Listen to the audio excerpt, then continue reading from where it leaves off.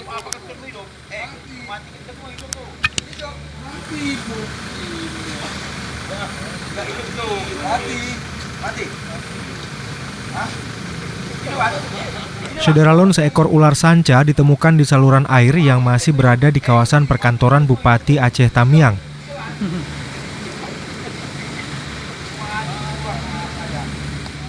Kabid Kesiapsiagaan dan Pemadam Kebakaran BPBD Aceh Tamiang, Muhammad Husni, yang menerima laporan itu langsung mengerahkan tim penanggulangan ular atau gaul ke lokasi kejadian. Berbekal sebuah tongkat, petugas menarik ular dari dalam parit dan langsung memasukkannya ke dalam karung.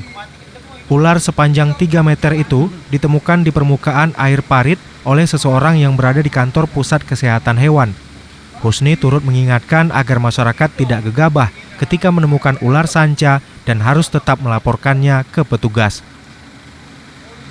Setelah ditangkap, ular itu langsung dilepaskan kembali ke habitatnya.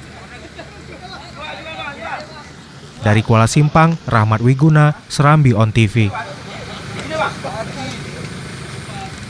Hidup apa ketemu hidup? Mati ketemu hidup tuh.